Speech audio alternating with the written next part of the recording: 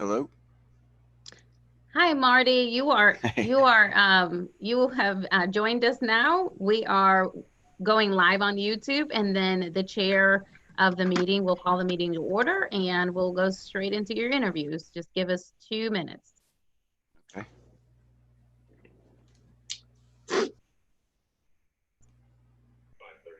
All right, Chair Moy, we're ready to go. Okay, it is 9:04 a.m. on Thursday, May the 14th. I'd like to call this Personnel Committee meeting to order and note that the press and public have been duly notified in accordance with the Freedom of Information Act.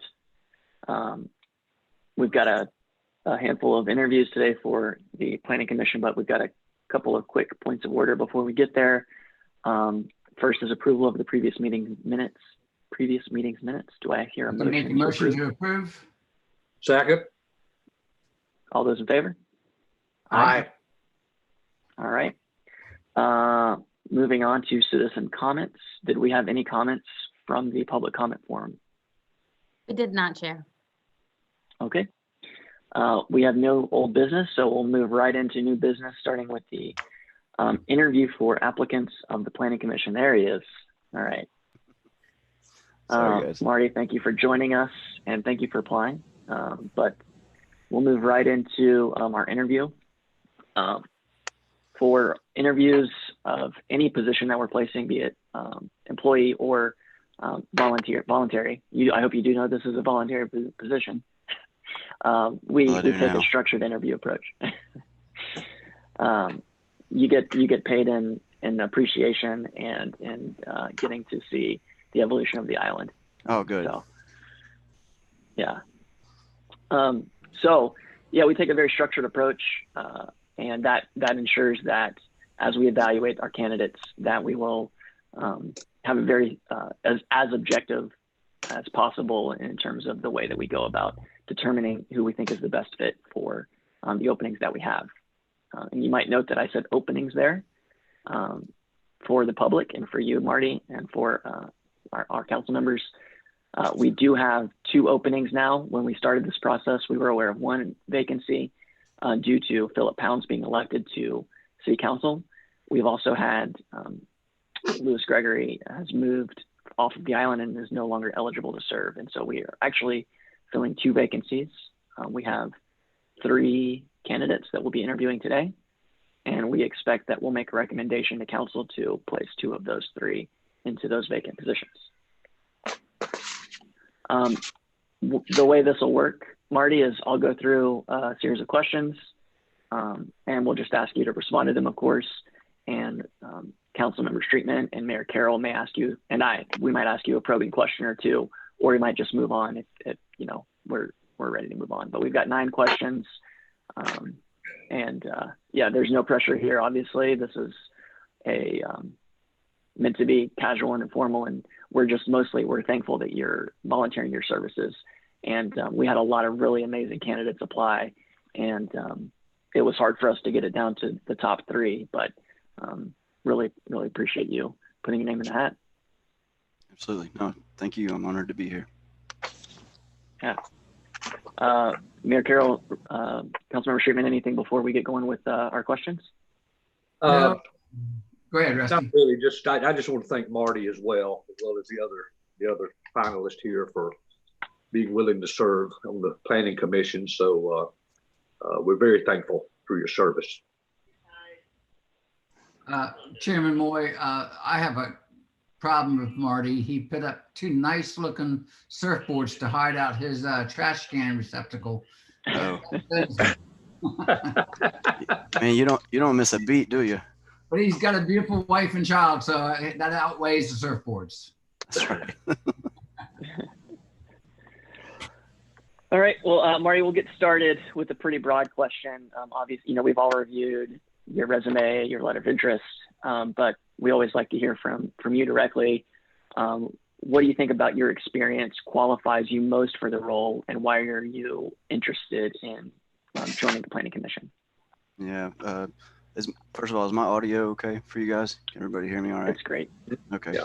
Perfect. I went with the headset because I wasn't 100% sure how it would sound through the speakers, but Yeah, so I am a civil engineer, an aviation civil engineer more specifically, and I am a registered professional civil engineer in the state of South Carolina. So that was a big part of my initial motivation in applying. Is I think that uh, my skill set is a pretty good match for bringing some value to the Planning Commission, uh, and I am compelled to perform a civic duty as well. I've never actually served on uh, in any facet of local municipal government, so I think this would be a good entry point.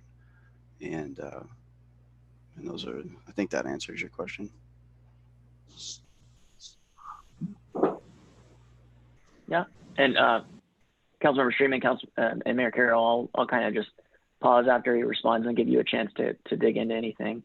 And if no one has anything, we'll just sort of move on. So we'll get comfortable with some awkward silences here, and that'll be just fine. Listen, I like the engineering background, so I'm good. Thank you. Yeah, I'm good as well. Thank you, John. Perfect. Well, I'd ask you maybe to dig in a little bit more on what motivates you to be involved in government, and what are maybe some of the ways that you think you can contribute most by serving on this commission. Well, I was at a council meeting recently, and somebody referred to the Planning Commission as the research arm, I believe.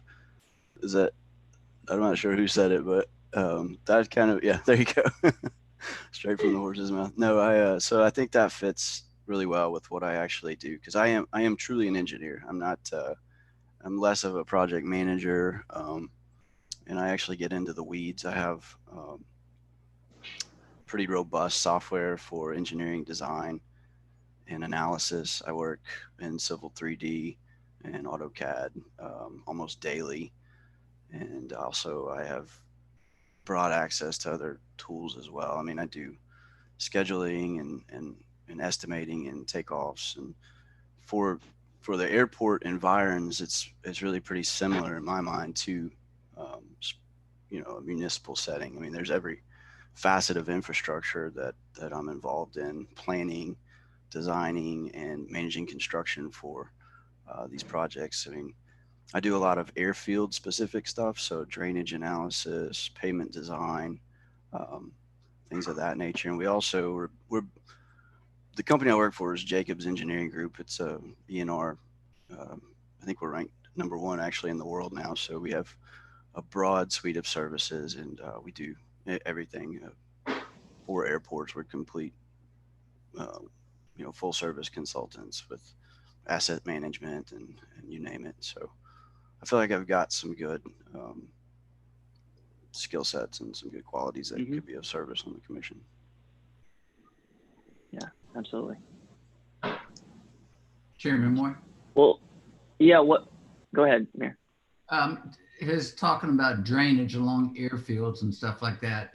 Marty, as you well know, All Palms has a few drainage problems.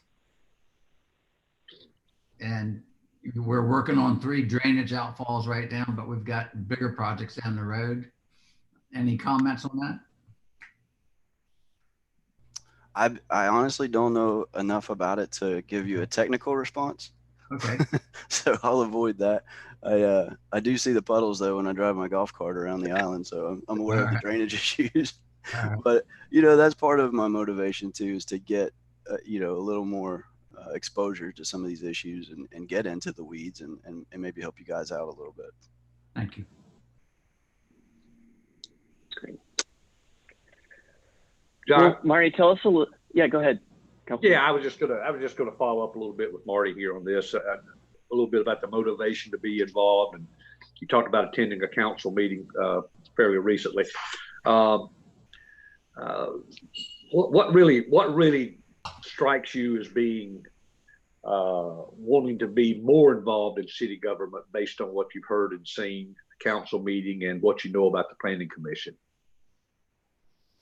I honestly just have a genuine interest in helping out, and I am a little naive when it comes to, like I said, the goings on and all the inner workings of the local governments. I'll confess I don't attend a ton of meetings, so I think this will kind of spur that involvement. Is my hope. So there's a little bit there that I'm not fully aware of what I'm getting involved with. So I've got some questions for you guys too. Uh, but it's really just a genuine interest to improve the island and the city that we live in. Thank you, Marty. Perfect. Thanks, Marty. So tell us a little bit about a time where you had to participate in a very difficult decision-making process in a group setting. And you can tell us, what was the situation, what was the outcome, and how did you contribute? Because you're going to be working with a diverse group of people. Sure, man, that's an interview question right there. No, I think that I'm cycling through my brain right now to find something on the work front. Specific issue. I mean, we come across these things all the time. Right now we're all in this COVID-19 crisis, and we're kind of living this problem now, this new challenge day in and day out for the last couple of months. So we certainly have that going on, and I was fortunate to work as a remote employee before this started, so I had a little leg up there. But I think it hit me a little harder than a lot of my coworkers because I was relied on a little more heavily to carry some project workload, just because a lot of people were trying to feel this remote situation out for the first time ever. But we run into issues, and now it's through virtual calls, but we do these with our clients, and things will come up, and I think it's important in a group setting to have a response, but to if it's a problem that needs some more deliberation, to take some good notes and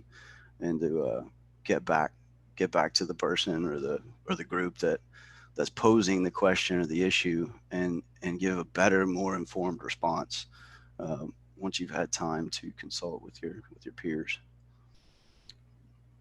So avoid the knee-jerk response, I guess, is a short answer. Yeah. Thanks for the summary. That's a nice bow on the description. Councilmember Streetman or Mayor Carroll, any follow-ups there? I thought that was a good answer. No, I'm good. I'm good. Thank you. Okay. Marty, looking at the city right now, I know we mentioned drainage, and that may belong on this list, but what do you feel are the most pressing issues facing the city right now and in the future?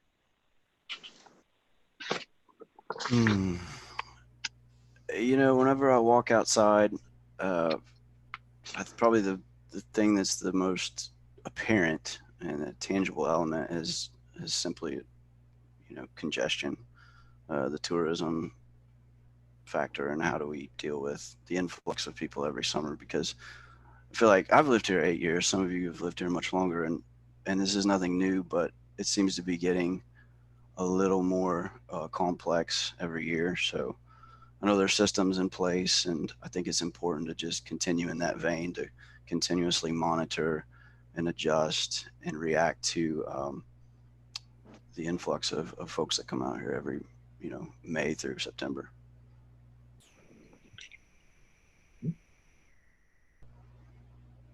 Chairman, How do you? Yeah, go ahead, Mayor. Marty, thanks. On that note right there, in the last 2 years, we have restricted parking, day visitor parking, to just along Palm Boulevard from 22nd Avenue to 40th Avenue. We're basically trying to keep the day visitors out of the residential neighborhoods. Do you think that was a good move?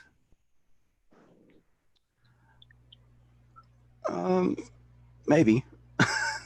Sure. I don't really know, to be honest with you. I think that something has to be done. And I feel like the city at the time, whenever the new parking plan was implemented, was like, hey, we'll see what this does, and if we need to adjust later, we will. And I think that's the right thing to do. And it may not be a perfect solution, but I mean, for me, I'm virtually unaffected. I've never had an issue here on 22nd Avenue, which I guess I fall right into that grouping. But maybe there's others who have. And so on the parking issue alone, I think that's that's a big struggle, is trying to implement a system that standardizes the rules and regulations for all areas, because I think there's unique challenges, at virtually every beach access and every street on the island. So, and there's a balance there on spending resources to cater to every single person. So their standardization is necessary on some levels, but you can certainly get carried away with it as well. So, how's that for a politician's answer? You'd be mayor with that answer. Thank you. I'm good, John. No follow up on that. Thank you. Good deal. Okay, so this is an interesting question that I like, but when there are very routine issues that come before the commission on a regular basis and things that might be considered, I'll use the word tedious here. How will you maintain enthusiasm and dedication to the cause? I think that's a question that I can appreciate the sentiment there, but I have no idea. When we get to that point, if I feel like I'm getting bogged down and the minutia is getting a little heavy, I think that it's probably the solution there is probably similar to any aspect of life, in that you just have to stay the course in some regards, and also step back, zoom out from the situation, and remind yourself why it is you're doing what you're doing. Psychology tricks, I guess.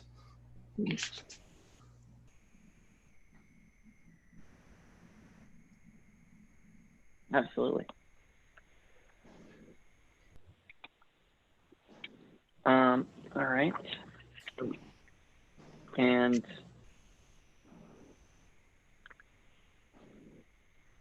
wrap up here with, would you be willing to assume a leadership role on commission? And if so, what skills do you bring that would make you capable of being an effective leader?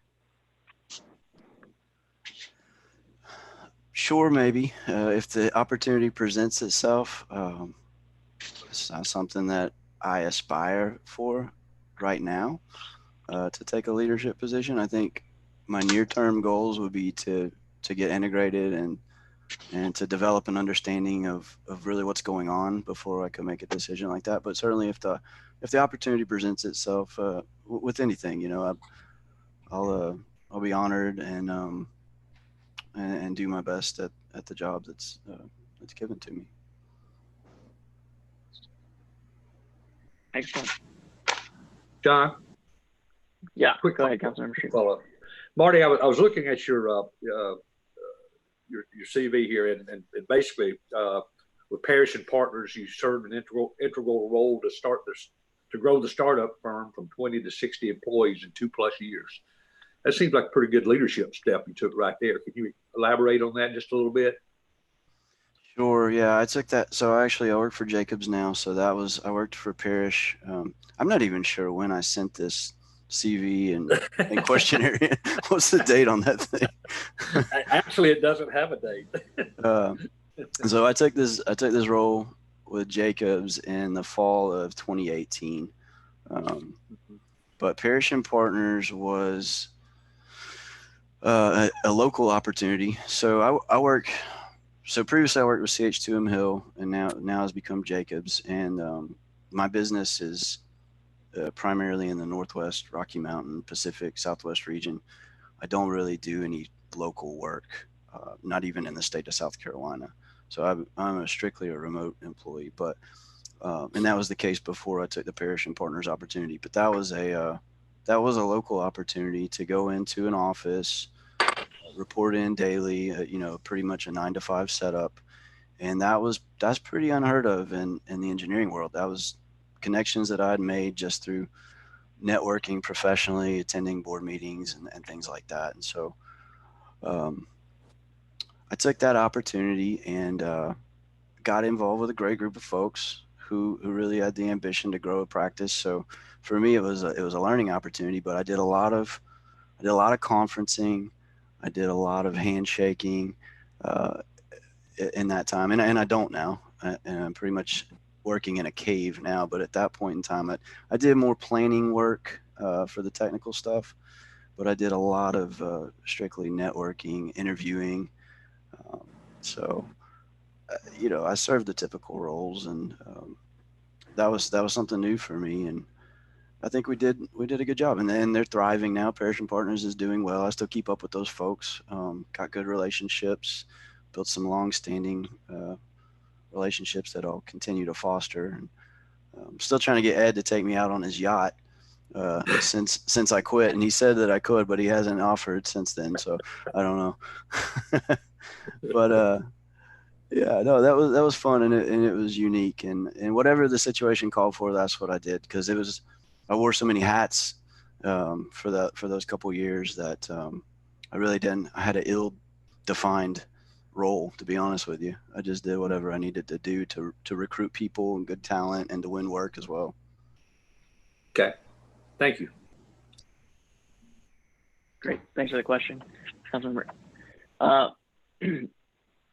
Before the last question, Marty, is always anything else that you want to share, but before we jump into that, Mayor Carroll, Councilmember Streetman, any additional follow-ups on his resume, any of the other questions we've asked? John, I can't really think of any. I really look at Marty's background, and I really did not know that. I just know him from passing him in the street as I walk on a daily basis and getting to know him that way. But his resume is impressive, and I think it's something that would be, something we could use. And I'm not sure if he knows what he's trying to get involved in, but it's for a good cause, and it's for our community. That's the way I look at it. It's for our community. Here, John, no additional follow-up from me.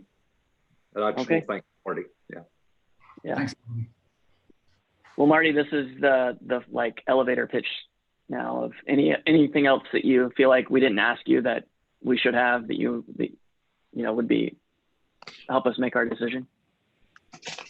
I think it's all been pretty well stated, so I'm comfortable with what we've discussed. I am interested in somebody's opinion of the estimated time commitment here. Does anybody have Yeah. What would be, for somebody new like me coming into this role, what would be expected of me in terms of time, and also level of effort for some of the things I mentioned before, like analysis and research and things like that? Sure. Well, I'll let Desiree answer after I give my brief. And the Planning Commission typically meets once a month, and that meeting can be, a couple hours long. And there's typically, most of the commissioner, the members of the Planning Commission are doing homework, for lack of a better word, leading up to that. We talked about it being the R&D. There is, the meetings are really discussion and formulation of here's what we want to recommend. There's pre-work that goes into that. But Desiree can probably speak to a little bit better of the time commitment that Planning Commission members are putting forth. Yes, thank you, Chair. The Planning Commission, like John mentioned, meets once a month. If there are any special projects, they may have special meetings throughout the month. Typically, it's not typically usual for them to do that. Meetings typically last about an hour or two. They could go longer depending on the topic. And like Chair Moy was talking earlier, there is some research that goes behind the assignments that they're tasked with by council. They typically have one major project at a time. Often, sometimes they may have multiple, but typically they do have one big project. The big project that's coming up is updating the comprehensive plan, that we're required to update that every 5 years. And the Planning Commission has a statutory obligation and task to doing research and presenting an updated plan to council. So that will take some time, and the director of the Planning, Building, and Zoning Department will be the point person and sort of help guide the group throughout those projects and serve as a resource from the staff's perspective.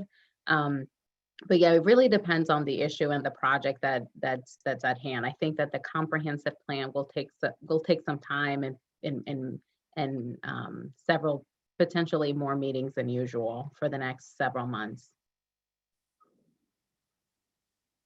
Honest, fair answer. Okay. And I You'll think enjoy it. yeah, well, I think the comprehensive plan, I think I could honestly be a pretty good asset for that sort of effort. So, Mhm. and I certainly understand just from the things that I've been involved with on a corporate level, what's involved. So think I think I've got a pretty good grasp on it. But yeah, thank you for that response. You're welcome. Yeah.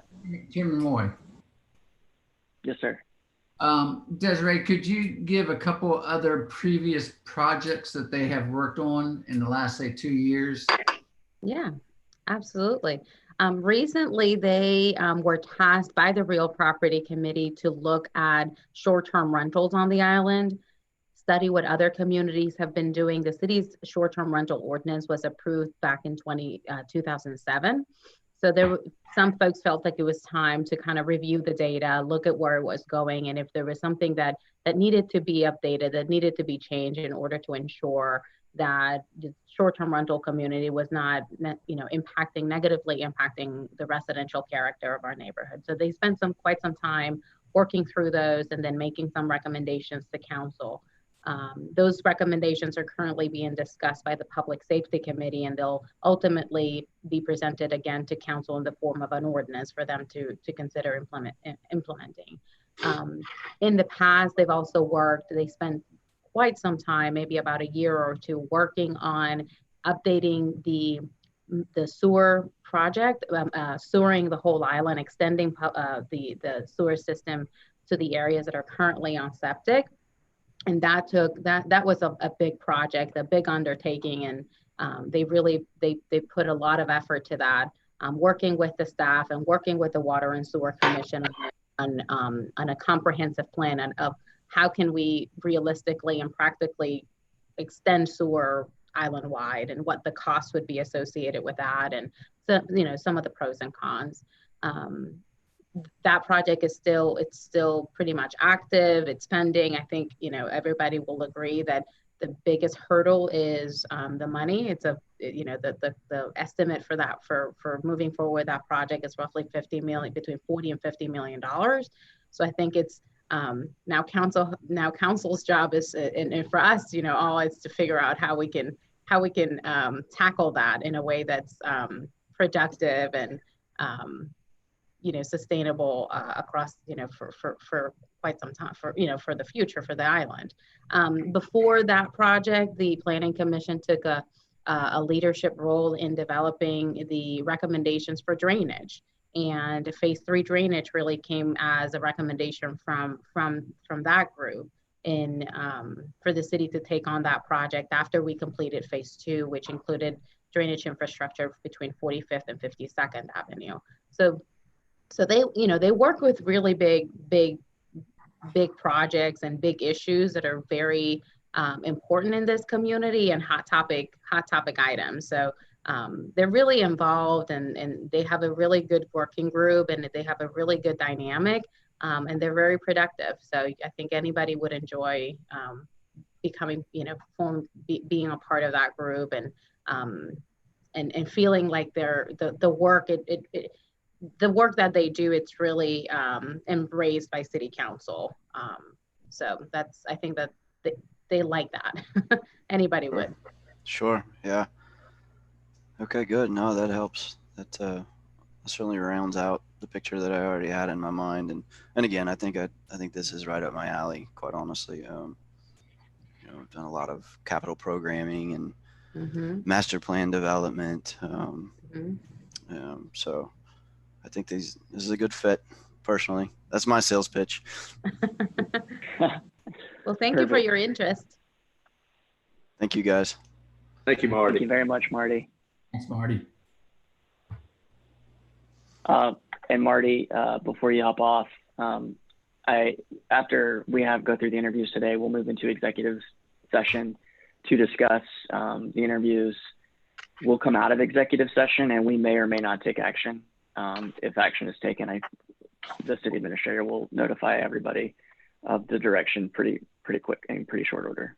So regardless of whether or not we take action today, we'll get you an update. I think pretty shortly after this meeting. Sure. Yeah. Take your time. I'm not going anywhere, guys. Thanks Thank you. again. What are you, quarantine? Yeah. Exactly. All right. Thanks again. I'm gonna go ahead and log out now. All right. Thank you, Marty. Have a Thanks, good day. Bye. You too. Chairman Moy, Yes, sir. is Marty logged off? He is. Is our next person logged off yet? Scott Pierce is joining us now. Okay. But Mayor Carroll and Councilmember Freeman, I neglected to mention this before we started, but I skipped a few questions, and I felt comfortable since I gave you the opportunity to ask questions later on. I skipped them just because I felt like 9 was too many. So I'll skip the same questions so that every candidate has the same interview. Right. So I meant to say that before we started. But everyone's got the opportunity to ask follow-up questions. So, Chairman Moy, what Desiree did at the very end about some of the projects that the Planning Commission has been working on, I think that's a very important thing to kind of let them know up front, because I didn't think Marty really grasped it in the beginning. I think he's extremely well qualified, but I think they need to know this is what we work on. sure. Thank you. So we have Mr. Pierce in. It's looking like he's connecting to audio, so I don't know if he can hear us or if not when it says that. Yeah. If he's probably dialing in with the phone, it takes a minute. Okay. I'm not sure if he's on the phone. I think it may have been let me see. Well, even when you connect with the computer, you can connect to audio with the phone. Yeah. And usually when it's going on that long.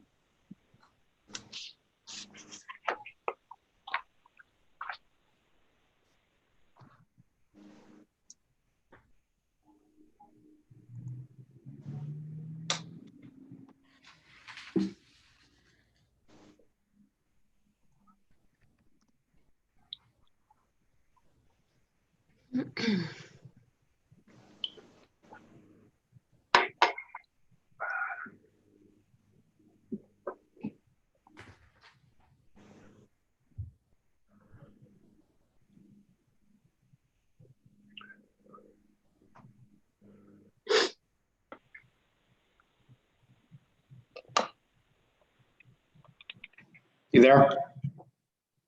Yes, Scott, I think we can hear you now. Okay, but I can't. I don't know why the video's not going on. Let me get the screen going here. Is that better? There you go. Good morning. Good morning. Hi, How are y'all Scott. doing? How's it going? Good. How about you? Jenny's ready for me to take a business trip. We are ready too. Yeah. No, we're doing all right. I think it's been an interesting time for sure. But how are you all holding up? I've got nothing going on compared to what you all have on your plates. You do realize you're interviewing for mayor right now, that's nothing else. Jimmy, no, I've taken your advice and I'm happy interviewing for this position. I'm trying to sell it right now to any council member, and nobody wants it. No, it's amazing what you've all put in for personal time, and there's I think we've communicated, there is no right answer here. It's just, we're gonna have to figure it out as we go along here. Right. But your public safety people have been doing a phenomenal job. So, Yeah. so what can I answer for you? Or? Yeah. All right. Yeah. So Scott, you've been through this before with me, with our structured interview. Scott interviewed for the Planning Commission a couple of years ago, and we didn't have any vacancies. So that was back in the day when we were still interviewing despite the lack of vacancies. And we have corrected that process since then. So interviews will be for actual opportunities to serve.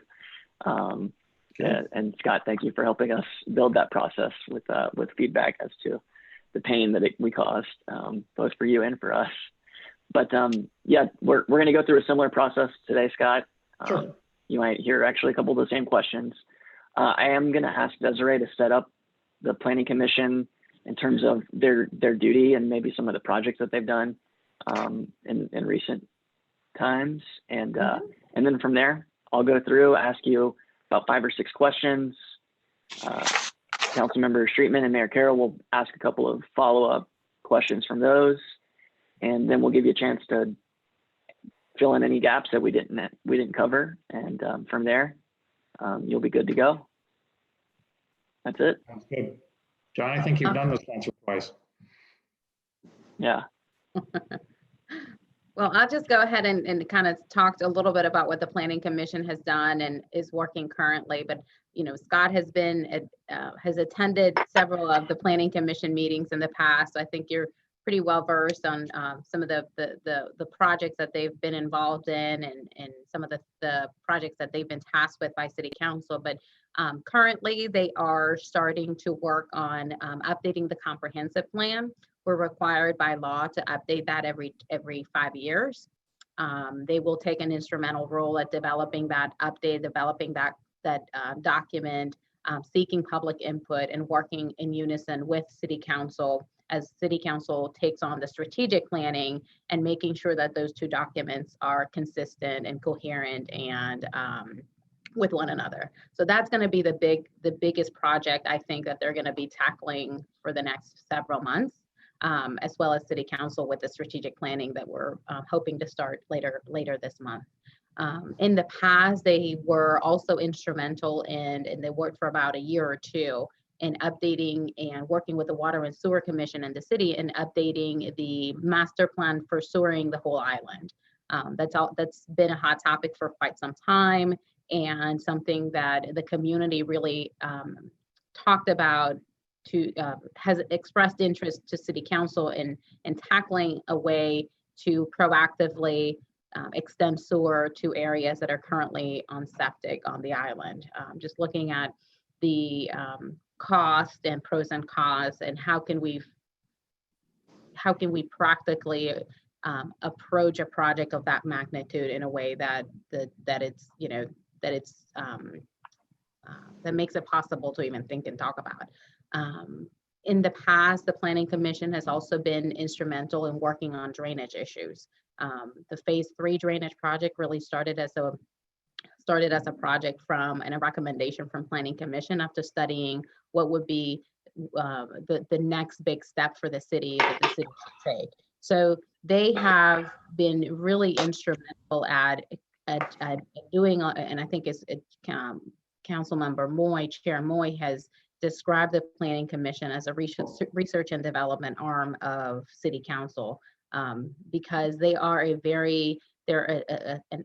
they're meant to be an expert group of people with different backgrounds, different technical backgrounds that could really look at an issue, not necessarily from the 50-foot view, but really delve in and really dig deep in some of the issues that are affecting the island when it comes to development and growth and managing that growth. So that's a quick overview of some of the biggest issues and projects that the Planning Commission have been working on for the past couple of years.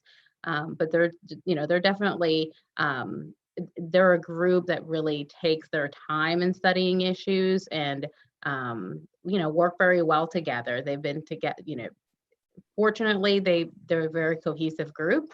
So I think that anybody who joins that Planning Commission would be well served and would feel like their work and their time and effort really create some good results for the city. And I think I've gotten a pretty good relationship building with Bill Mills and Richard, Rick Friends and Douglas. I've had quite a few interactions with those folks. So I think you're right. They've got a great team there and it'd be great to be part of it.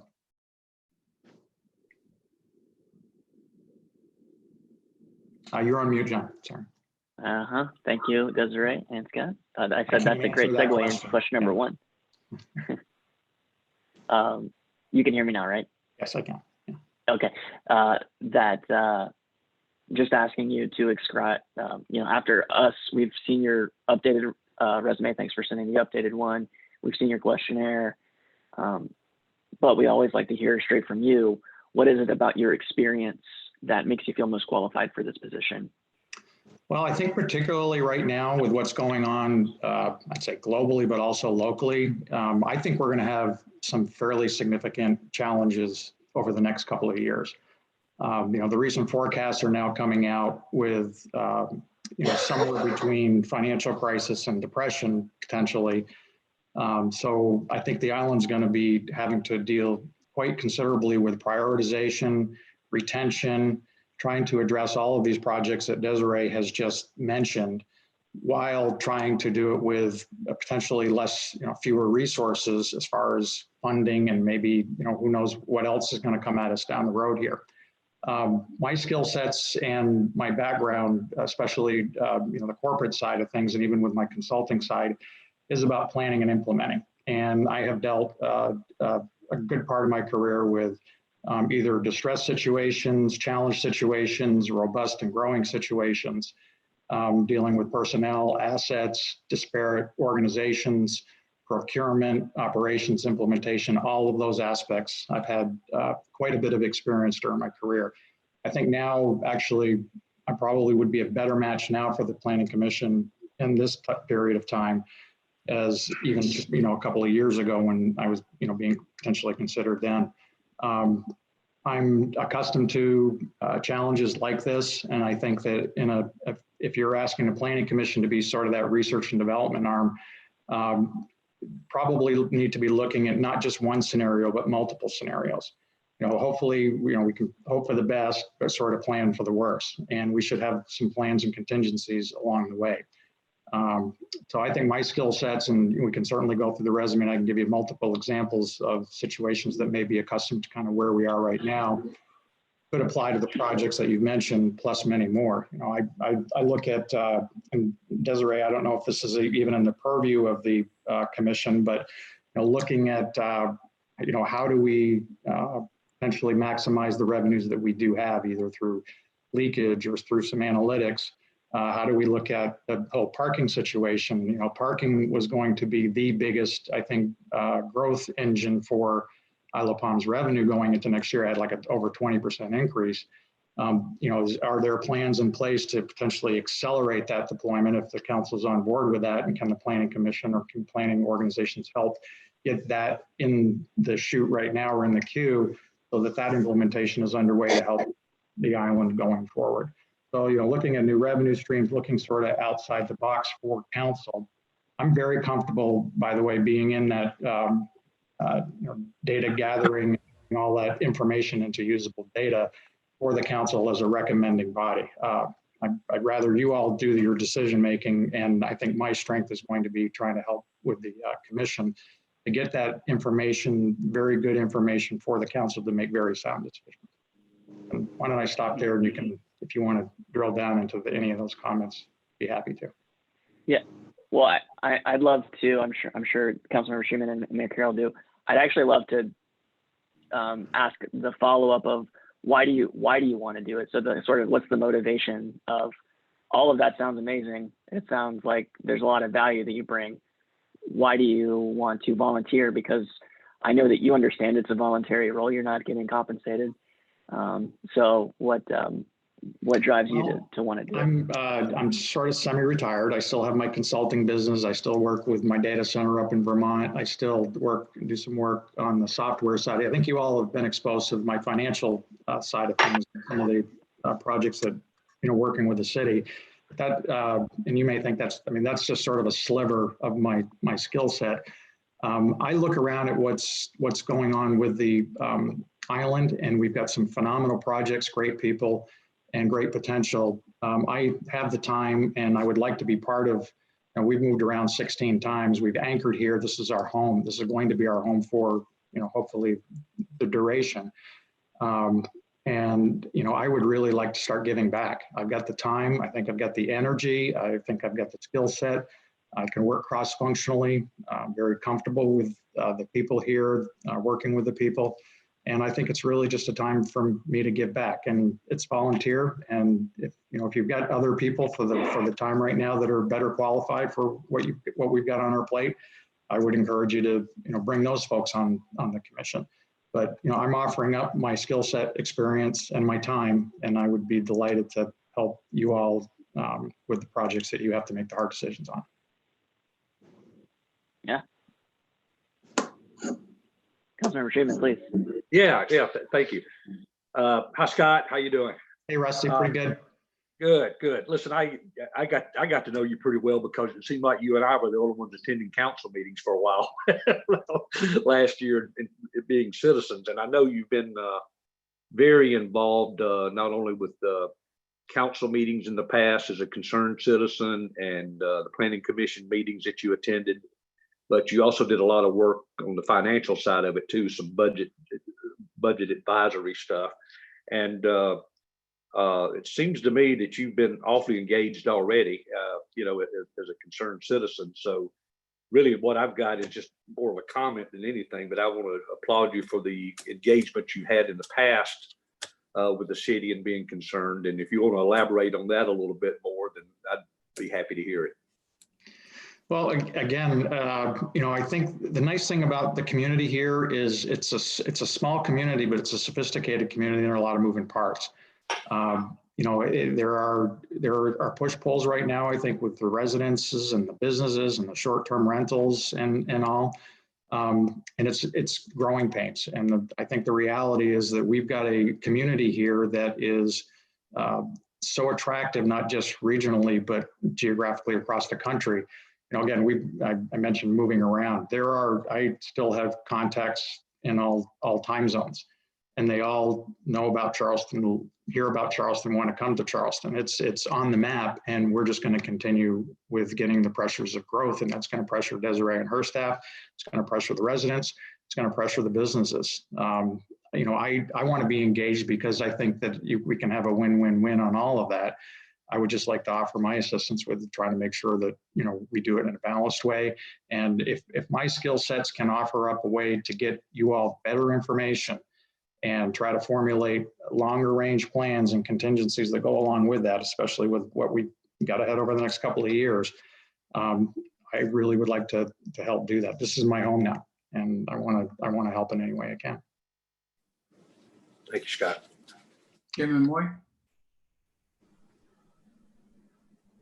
Scott, thank you for your involvement in coming to these meetings, not only, you know, city council meetings, but also to the planning commission before. I think that shows that you really wanted to be involved. I tell you, over the last 2 months, we've learned a lot. We've learned what our neighbors feel about us. We've learned that, you know, with the unbridled growth across the Tri-County area, but there's only 3 public beaches. I think you're going to be pleased to hear that I think public safety this week is moving forward with a paid parking plan for summer of 21. We keep on hearing that we're a bunch of elitists out here, but yet they don't want to pay for anything. And so we tried to be good neighbors. We want people to come out here, but at the same time, we can't afford to police them and rescue them and pick up after them. So to go back to your question about the, you know, parking, steps are being taken. We're going forward with that. But also we've heard this from our planning commission years ago, and, you know, we implemented the parking plan within the last 2 years. I think it made a drastic improvement in the quality. I can attest to that based on just outside our house. It's been very impactful in a positive way. Yeah. Thank you. And again, there's more improvements still to go, but we're getting there. So again, thank you for your wanting to serve and having come to meetings and knowing what this job is all about in advance. Yeah. Thank you.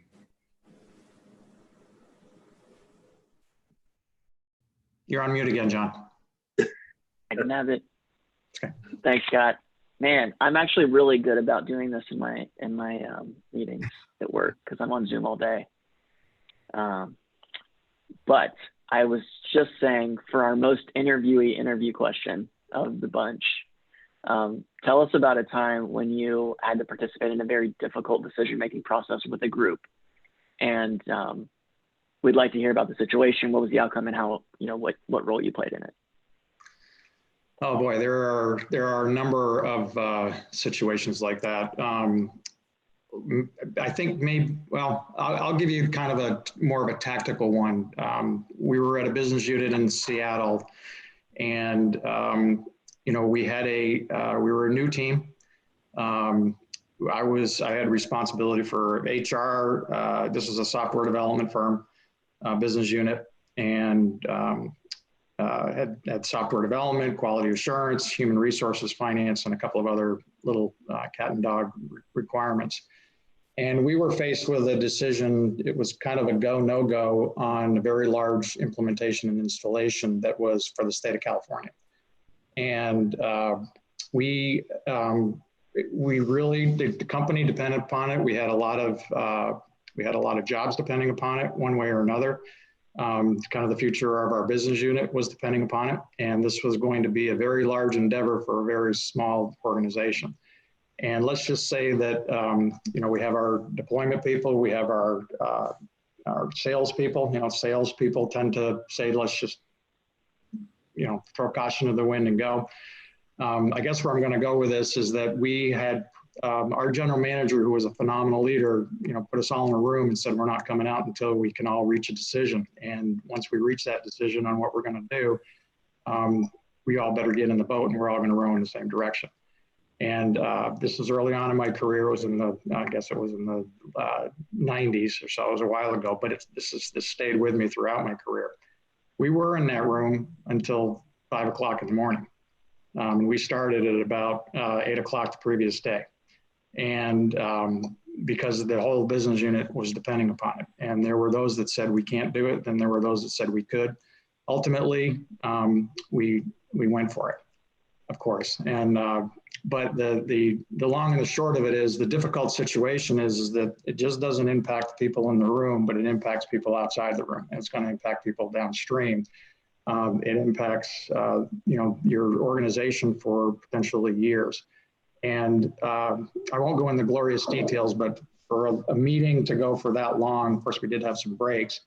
There was a lot to work out. And the people that went into that room didn't know each other all that well. Let's just say we knew each other pretty well coming out the other side of that. And we all got into that decision and came to an agreement and ended up rowing in the same direction. And we rowed for 2 years.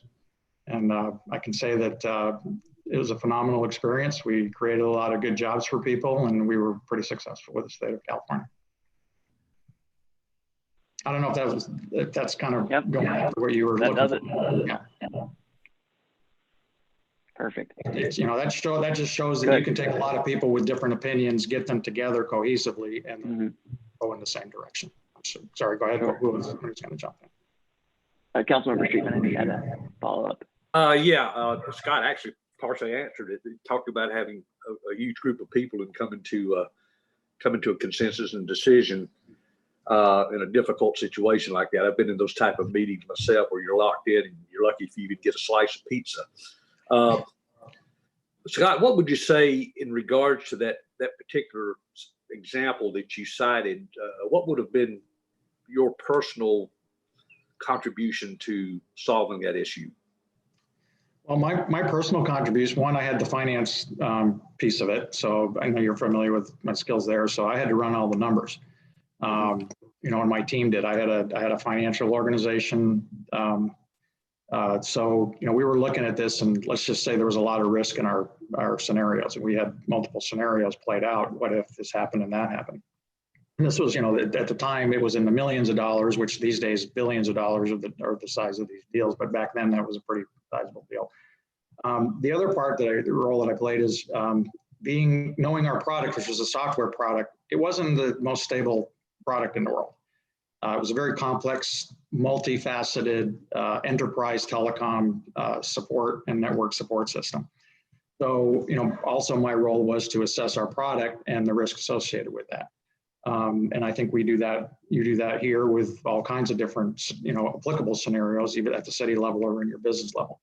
So my role was looking at, our risk assessment and, I guess probability of success with our product, our people. I was very tied closely with the implementation team. If we can get this off the conveyor belt, can you guys implement it across the entire state of California?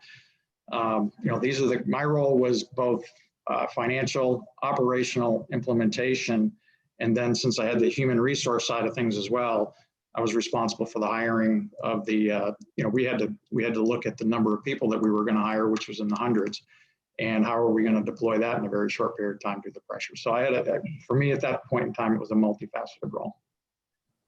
Thank you, Scott. Chairman Moy. Please. Scott, again, you've been coming to council meetings for a while. You know the issues faced with Isle of Palms right now. You also pointed out earlier that we've got some unique challenges ahead of us, especially in the next year or two. The whole country does, if not the whole world. Isle of Palms is in the middle of certain projects that we can't stop, but we got other things that we got to prioritize now. And Desiree was telling you before that we had a water sewer project that the Planning Commission worked on. That was several years. Now we're working on the comprehensive plan.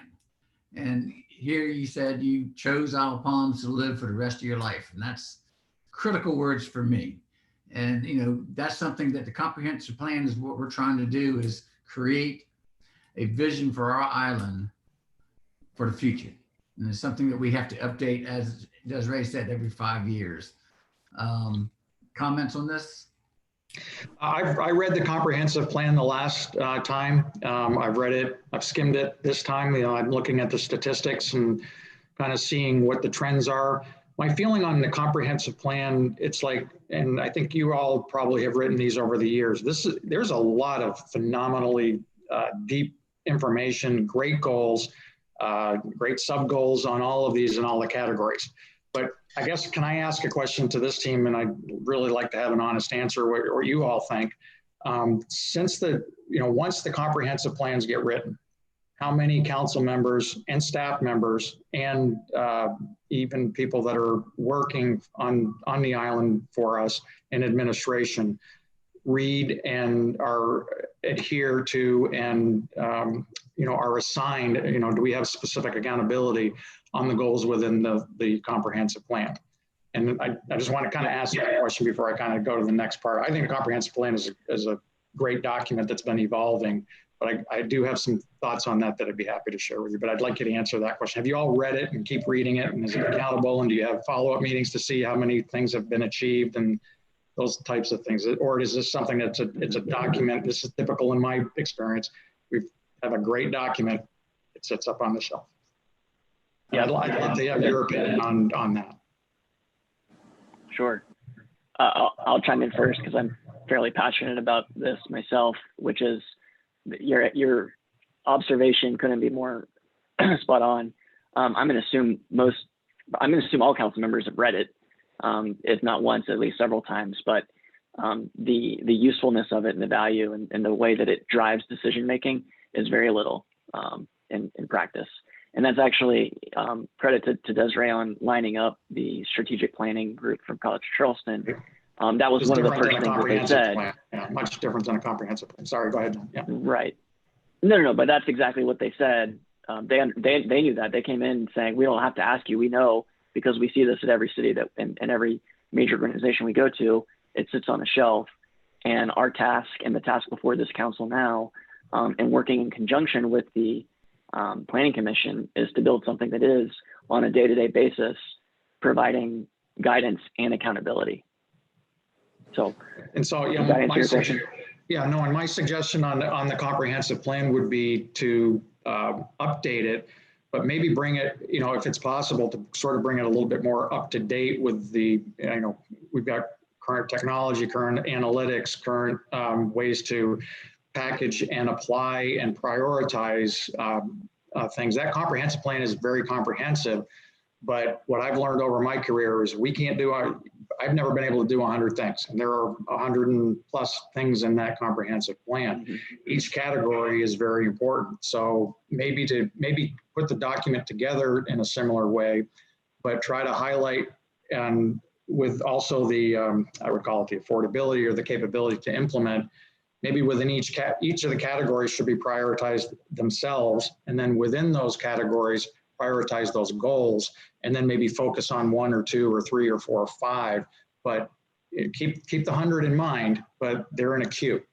And when I go through the comprehensive plan, it's not clear to me what the queue is and how those are being either funded or prioritized or addressed. I think that may be something where I could maybe add a little bit of value to try to focus in on. I don't know, did that answer your question, Jimmy? I don't know, and John? I think that Yeah, was I know Councilmember Streetman has another question as well, Okay, but this is what Mayor Carroll is asking is really a piece of the question, I think, which is what are the big issues facing the city? So the comprehensive plan is going to surface a lot of those things. What do you see as the most pressing issues that the city is facing now? And then Councilmember Streetman, I'll get to you. Sorry for cutting you off. The obvious ones are the drainage, the issues with the sewer. These are tactical infrastructure things. I don't know that they're strategic in that we certainly don't want the island to flood. But I think, one of the things that may not be on the radar right now is the whole preparedness plan for what's going to happen in light of the virus here over the next couple of years. The forecasts are telling us that this is going to be somewhere potentially between financial crisis and depression. And let's hope to God that it doesn't happen to that degree here. But the impacts of what has happened when we didn't during 9/11, which I think some of us were very close to, and during a financial crisis, our economy slowed down. It did not come to a halt. We have literally taken the largest economy in the world and put the brakes on it for 60 days. That is going to have an enormous ripple effect for us, not just for today and tomorrow, but for years. And, to me, planning how do we get through this, I think we can have scenarios, but what if some of those scenarios don't necessarily come to fruition? Are we in a position that we have a plan, or are we going to be in a reactive mode over the next couple of years? And I think we can do some things here to help really buttress up and prioritize the plans. And to Jimmy, to your point, there are things in flight right now that are not going to be stopped, and they shouldn't be stopped. But maybe the plan is to figure out, okay, if that's going to drain some of the resources that we have in our coffers right now, and our resources in our personnel, how can we maybe look for ways to replenish those and not just rely on what we have? I think there are probably a number of new revenue sources out there that we may or may not have considered that we probably need to take a look at. Scott, I tell you, kind of funny is we had a meeting with Dominion Energy this past week, and the palm trees. And we were talking about undergrounding the trees, and they just too expensive. I met with them last night. They said they could take out the stump for us. But that was what they said, and what I heard last night when I met them last night at 5:30 is, no, the stumps are not coming out. So we talked again about undergrounding, and that's something that would be beautiful to do. But as you said, we have to prioritize what we need most. We have our city services that are more important than anything else. Police, fire, sanitation. We have to maintain our city buildings, our recreation center. Those are what we do for our quality of life. But our funding sources right now, we're going to be hit hard. Yep. And we don't know what's coming down the pike here. I've seen several crashes. 07, 08 was my biggest one. And we lost 50% of value across all palms. I'm afraid if this thing had gone any longer, we could be right there and miss the whole vacation summer season. Luckily, we're opening back up. Yesterday was our first official day to accept rentals. We're hoping this will work out for us and we get money coming in. But at the same time, we have to start looking at our budget and being ready. But again, I'm going away from our comprehensive plan on that. I'm sorry about that. Well, on the comprehensive plan, I would, maybe there's there is some discussion about it, but I think that there could be a number of potential new revenue sources for our island here that, and I'm not talking about laying it on the residents or, taxing necessarily all the businesses anymore, but I think that we can get creative looking across what other municipalities and maybe even some other businesses have done. And, again, this is one of those things where I love getting in a room with a person and there's no such thing as a stupid idea. They said anything from set up lemonade stands to set up a toll booth at the connector. Now, of course, neither one of those are probably going to fly, but let's have the conversation and put it up on the board and see how we can flesh these out. I personally think, based on some of the information I've seen, and I know Douglas has worked on it, but he doesn't really have the staff. We probably have some leakage on our short-term rental and our licensing and things of that nature that we might be able to, wring a few more bucks out of. Parking is another one that you already have in the queue. But, I just think it would be a good idea for us to maybe explore other options on how we can either, raise revenues. Thank you. Or buttress up the ones we have. We've got some really strong revenue streams. Thank you. Councilmember Streetman. Yeah, thank you, Chairman Boy. Scott, just to talk a little bit about the comprehensive plan versus a strategic plan, that sort of thing. And you're right. I mean, comprehensive plan, that document is just so wordy. And that's one reason we brought in a group just before the pandemic hit to talk to us about developing a good strategic plan for the city. And that work will be going on hopefully very soon. So if we can get to some sort of working document that we can all be proud of and that we can look at day to day and make some choices as we go forward and not have it sitting on that dusty shelf to just be forgotten as we move forward and concise enough that we can, have some goals there that we can lean in on and make some real progress against that. I am intrigued too by your thoughts in regards to looking at additional revenue streams. I think that's a great idea and one that's been knocked around before. And quite honestly, I think you're right too that there are probably some areas, not only new revenue streams, but areas now that could be buttressed up, as you mentioned. And so I just wanted to respond to your comprehensive plan question that you had. I don't have a question in there unless you just care to elaborate even further. Thank you. I'm not sure I understood if there was a question there, but I think that whole strategic plan exercise that you're embarking upon is a real good, that is a necessary step, I think, to get a more concise directional document that not only the council can grab hold, administration can grab hold, but the residents can understand. And that is something that, it's really just answers that question, where do we want to be in 5 years and 10 years or 3 years even, and along the way. And then, the comprehensive plan should be the underlying document that says this is how we're going to get there. And these all adjust. I mean, we found out 2 months ago that things change. That's right. And we have to adjust. And unfortunately, that stuff happens. Well, we don't know what the new normal is going to be. We don't. So, but we can prepare for different options, different scenarios. Exactly. That's why I'm not necessarily an advocate that, hey, you have one plan, the thing's solid as a rock and it never changes. You can have multiple versions of a plan that addresses different scenarios. 2 years ago when I was looking at this with John, we were in this mode, and now we're, then we all of a sudden hit the brakes, and now we really don't know where it goes from here. Right. Sorry, did you get that on the recording? Yeah. But we should plan for all. I'm kind of an advocate of hope for the best and plan for the worst. So you're clearly passionate about the comprehensive planning and the strategic planning, and that's definitely fantastic. Obviously, from time to time, council requests the planning commission to work on something that you might consider maybe more routine or maybe more tedious. So the question I have is, how will you maintain enthusiasm, dedication when something like that falls on the plate of the commission?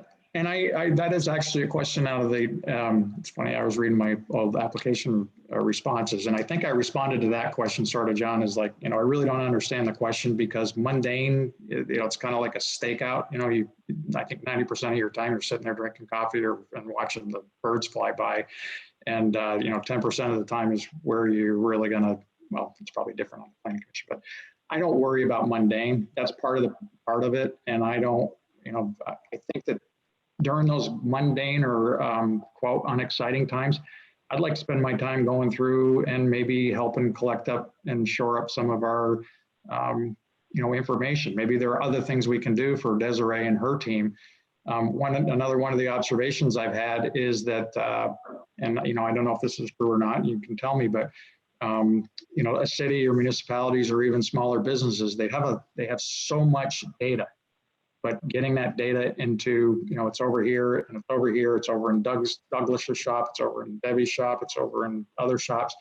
It's all here, but getting it into a concise, useful analytic package. I mean, wouldn't it be nice if every month the council could look at 10 KPIs, non-financial, that says, hey, here's where we are with this and here's where we are with that, and manage, these are like the highlights. You pick 2 or 3 highlights out of each of your departments, and then you've got your broad umbrella on top of that says, these are the 10 levers that manage our island. And you've got that one sheet of paper that says, red, green, yellow for all of your, for all of the island's goods and services.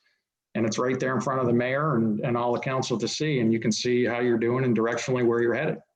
I think the Planning Commission lean on that as a resource to do that during some of the downtimes. I went way off the reservation on that one. No, that's great. I took it as you're going to stir up passion for what you're working on. I think there's a lot we could do. If we got downtime or mundane time, lean on the commission. We're here to gather and recommend and help you do what you need to do. I mean, that's the job. And Desiree and all of you at council, yeah, hopefully you lean on it. Well, Scott, if you were asked to assume a leadership role, how would you, was that something you'd be willing to do? And what skills do you think would make you an effective leader? Yeah, I would definitely volunteer for a leadership role, but I think that there are multiple members on the commission, and what I would try to do is look at what it is we're trying to lead for, and select the best person or the one that maybe has the qualities to lead that. I can lead organizations, I can lead initiatives. I've done it throughout my career, but I've also known when to step aside if somebody's got either better skill sets or even just learning experiences. I don't clamor for the leadership role if there's somebody else on the team that is better suited for that particular circumstance. So yes, I would venture in if needed and I had the time and somebody else didn't. But if there's somebody better qualified on the team that for that any particular instance, I would step aside and support them 100%.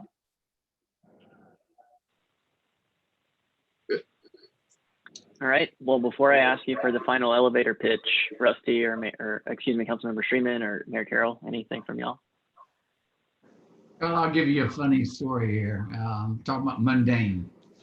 10 years ago, we had an officer shut down. He said, Jimmy, we've got a lot of break-ins along the waterway and boats. Can I use your office as a stakeout point? I said, Chavez, you're watching too much TV. That doesn't happen. He came down here to my office on Sunday night, did a stakeout. At 11 o'clock at night, he called me up and goes, okay, I'm done, I got him. I said, what? So, mundane jobs are there.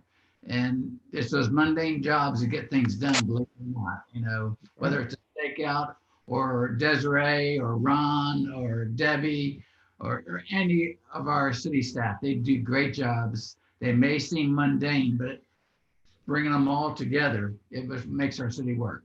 Sure does. Thank you. You're welcome. All right. Well, Scott, anything we should have asked you or any information that we should take into consideration as we're making our final decision here?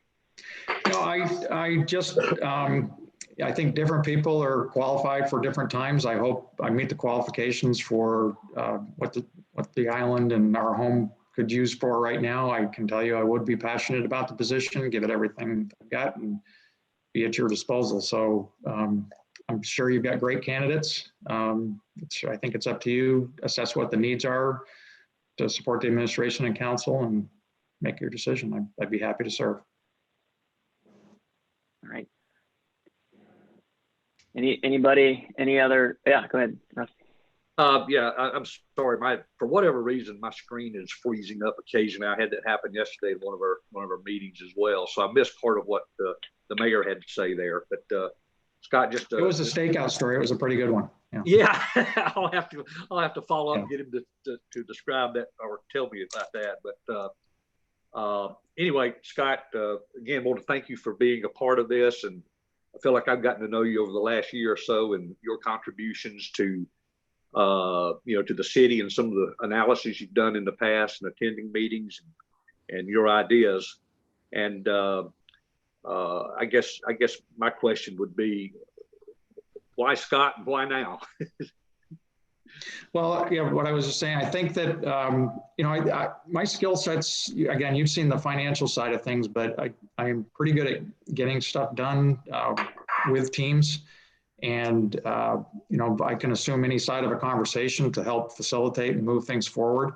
I think we've got some uncertainties ahead right now. I do very well in uncertainty and can help. I'm not going to get rattled. I think that we've got to have some real calming forces within the island when things erupt like they have over the last couple of months. Again, I don't know how you all have personally dealt with it, but I think you got to have a calm head in times like this, and I think I can bring that to the table. I think I can bring you with a commission a number of options to consider instead of just looking at one item.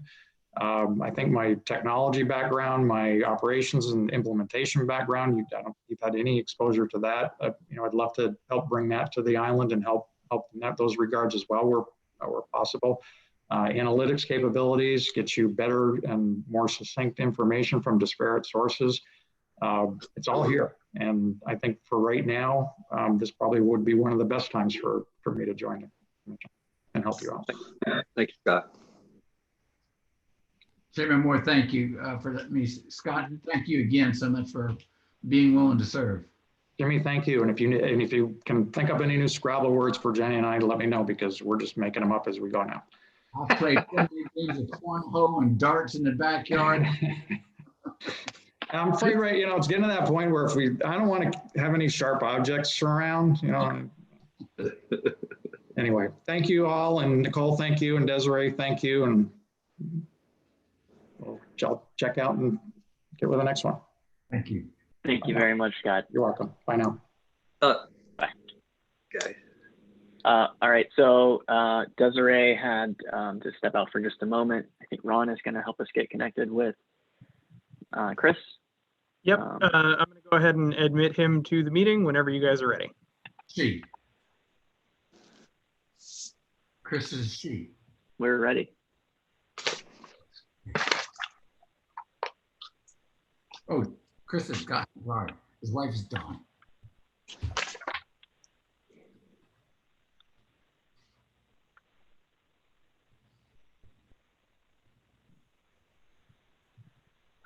We're connecting. There we go.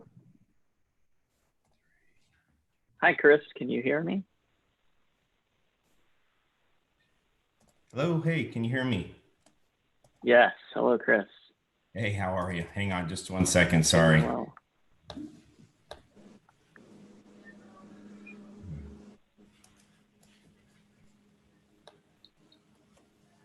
All right. Can you see me there?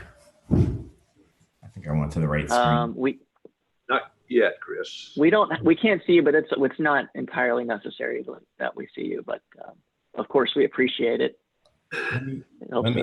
Maybe my camera's off here. Hold on. Sorry. Let's see.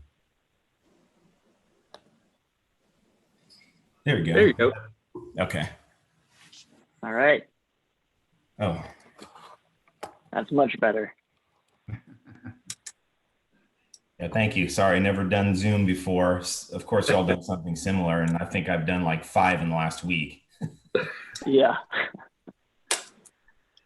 Good We're morning, all, the nation's going to be massive video conferencing experts across the country.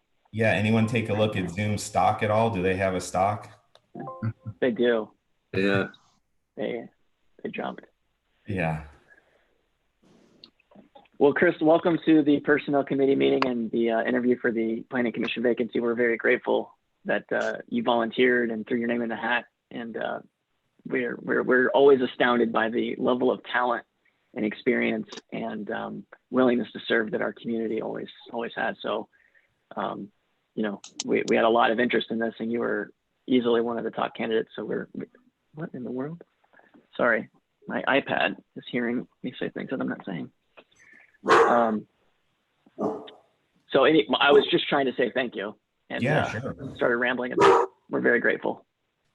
It's something I wanted to do over the years, and you know, I don't know, since we lived on Carolina, and like, oh, one day I'm going to fill out this application. And it's weird. It seems like different times there's like a massive shortage of people over the years, you know, and now it seems like, I don't know, there was 12 candidates or something. So it's kind of interesting how it seems like there's nobody or everybody. Yeah. There's absolutely an ebb and a flow to interest, it seems. But yeah, you're on the upside for sure. I'll give you a little bit of an overview of this whole process for today and moving forward, and a little bit of a scope of what does the Planning Commission do and what have they done recently, and then we'll jump into the interview. Okay. But basically, we'll go through a structured interview. I'll ask you about 5 or 6 questions that every candidate receives. You know, you'll respond, and the 3 of us, Councilmember Streetman, Mayor Carroll, and myself, will ask you probing questions. And we'll give you an opportunity at the very end to sort of share anything else that we missed in our questioning. And after that, we'll actually go into executive session.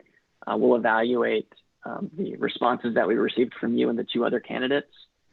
And we'll come out of executive session and make a recommendation. Presumably, we'll come to a decision of recommendation for actually two positions. There are 2 vacancies on the Planning Commission right now. So we'll make a recommendation to council in a couple weeks in our next council meeting to say, hey, the Personnel Committee met. We're going to recommend these 2 members. And at that point, you know, if you were one of those recommendations and you were accepted by council, you'd be a member of the Planning Commission. Okay, sounds good. Understood. So the Planning Commission, earlier in the meeting, I was credited to me, but it's actually the chair of the Planning Commission that coined this phrase of being sort of the R&D wing of the city government, and I just really liked it, so I started using it. But essentially, you know, the Planning Commission is spending a lot of time doing research and discussing data and trends and best practices from around the country and around the globe even as to long-term investments that the city should be making in everything from infrastructure to policy. And so we look to the Planning Commission to sort of guide us and make recommendations based on the significant amount of research that they do into a topic. Some of the recent things that the Planning Commission has helped with are guiding us on short-term rental policies and updating the policies that dictate how we manage all of the visitors from that standpoint. They've done a really expansive look at island-wide sewer and what it will take to introduce that. Obviously, the Planning Commission has been very instrumental in looking at drainage and the way that we proceed in prioritizing the different drainage issues that we have on the island. So those are, you know, just a couple of the recent projects that they've worked on and sort of the capacity in which they work. Hopefully that aligns with your expectation when you volunteered. I would say this is now your time to back out, but we're not going to give you that easy out. You're in if you're in. Yeah, a little bit. I had a chance to speak with Philip Pounds before, and he served, and so I kind of had an idea, and he helped kind of clarify, and you've added even more clarity. But I want to make sure I had some kind of insight. The scope, I kind of had the level of detail or the level of I don't want to say involvement. I'm not that I'm not totally you know, understanding yet, but the scope and the mission, I kind of got the idea. Yeah. Yeah. Excellent. Good. Well, we always like to start off with the interview with sort of just a broad, you know, after we've all had an opportunity to look at your resume, we've seen your letter of interest, but it's always best to hear it directly from you as to what is it about your experience that makes you feel qualified for this role? Well, it's pretty diverse. I mean, I think I honestly I never served on any kind of government before. Probably trying to think. Probably led committees at businesses and organizations. I think I was going to say I once ran for an HOA, but didn't get voted in. So so that kind of thing. Actual associations, but. So committees that probably in the corporate world, things like that, I've probably been involved with, and extracurricular activity like sports and things like that running. But that's more about fun. But I have a pretty diverse background from, like I said, working in kind of government contracting in the Washington D.C. area, kind of big corporate world, and big meetings too, all the way down to my wife and I owned 2 retail businesses in West Ashley and Folly Beach. So it's really extreme. You know, you're talking 4 or 5 employees to working with a company that had thousands of employees and being in administration and over IT. So it's pretty wide range. So the diversity is probably pretty good in my experiences. And background, my degree is in finance, so I kind of get and understand numbers a bit. My strength and interest is in real estate and residential development. So from that perspective, I've sat at our city council meetings but I've never been to one of our, to be totally honest with you, never been to one of our local commission meetings. But downtown, where we do a lot of work, I've been on the other side, sitting in planning, usually it's architectural review boards or variances, going for variances, things like that. So I've kind of seen the other side of it, of sitting at watching these committees and how they work and make decisions. The scope is different. Again, this is usually residential type development, but the mechanics of how they interact and decisions, that's much more a public setting. Since I've never been to one of these meetings, to be honest, I don't know the level of public activity. If you're at a architecture review or ARB or zoning, those can be pretty heated. You guys understand heated and kind of dynamic meetings. So I've seen the other side of it, but I think my business background, probably my interest in real estate development kind of helps. Sure. Well, what's motivating you to do this then? So you've heard from Philip and you heard a little bit from me, but you know, this is the joke I make every time, you're volunteering for this. So yeah. What makes you a glutton for punishment, so to speak? These kind of like thankless jobs. Just a level of interest. I mean, if you have an investment in something, and I believe we've invested in this community by being here, we enjoy it. That you know, if you have investment, then you get out of it what you put into it, and you know, you kind of deserve what you get, and what you participate in, and what you help produce is what you receive in the end. So a little of that, just level of involvement. Yeah, that's probably it. Sure. Yeah, please, Councilmember Shooten.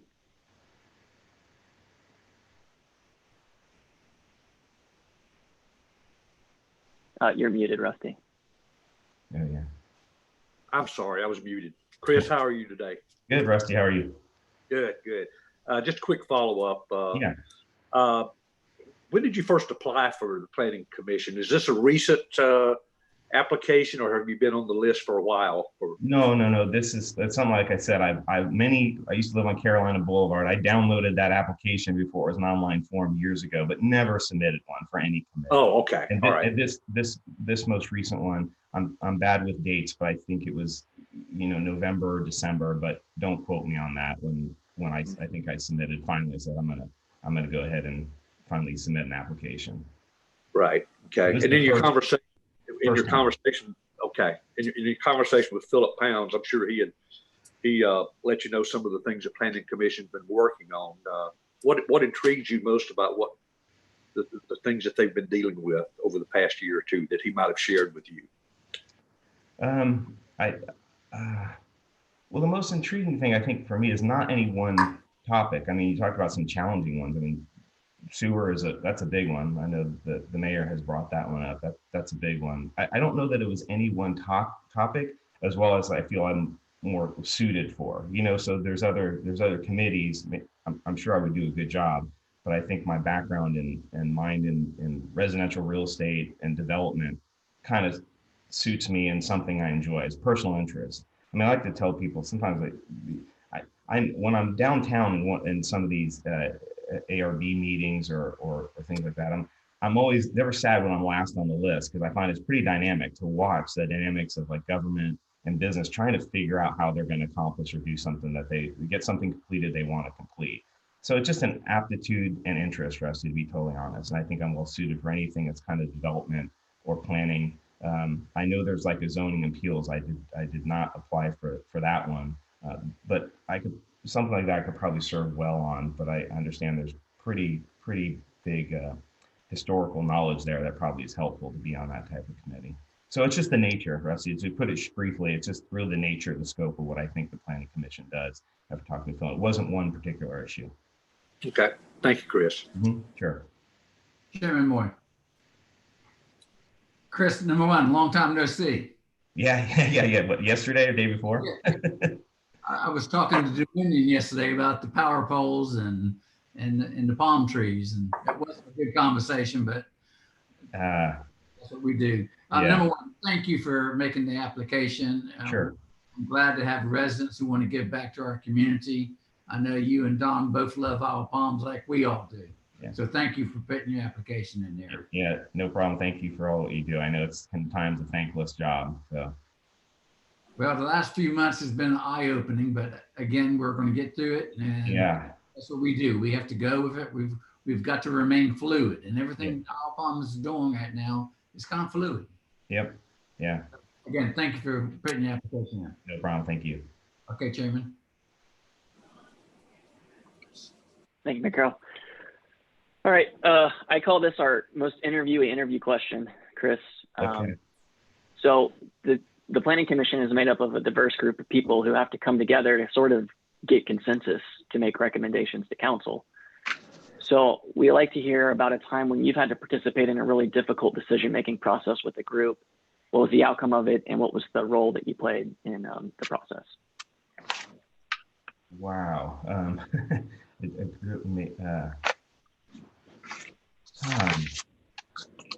Wait, there's been many. I'm trying to in the corporate world, they did IT type work where we had to make decisions and directions to go on like a system, right? And be within budget. There was a big integration project that I probably worked on.